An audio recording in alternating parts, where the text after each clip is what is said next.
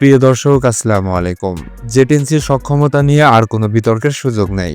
এ সমশ্রেণীর যে কোনো যুদ্ধ বিমানের বিরুদ্ধে সমানে সমানে লড়াই করতে সক্ষম এই চীনা ড্রাগন। পাক ভারত গ্যাঞ্জামের পর এর নাম হয়েছে রাফেল কিলার। শেয়ার বাজারে হু হু করে বেড়েছে দাম, কিন্তু বাংলাদেশের হাতে থাকা মানদাতার আমলে কিছু মিগকে যতই আপগ্রেডেড করা হোক না কেন, সেটার একটা সীমা আছে। আর সেকালের F-7 আধুনিক যুদ্ধক্ষেত্রে তার উপযোগিতা হারিয়েছে। বাস্তবতায় ফিরে আসা যাক। ইউরোপ আমেরিকার হাতিঘোড়া কেনার স্বপ্ন দেখা এখন অবান্তর।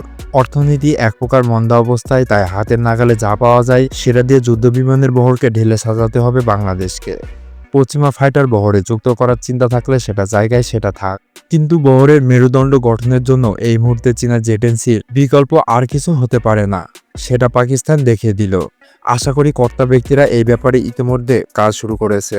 রাফেল কিলার সবকিছু ঠিকঠাক থাকলে একদিন বাংলাদেশের এটি হবে ইনশাআল্লাহ, এরকম ইঙ্গিতও পাওয়া যাচ্ছে। আর যদি প্রশ্ন করেন বাংলাদেশ 6টি সাবমেরিন কিনছে এই ব্যাপারে, যদি ভেরিফিকেশন ছাড়াই বুঝতে পারেন এই নিউজটি ভুয়া, তাহলে আপনি ডিফেন্স কমিউনিটিতে পরিপক্ক। আর যদি এটা সত্যতা খুঁজছেন, তাহলে আপনি নয়া।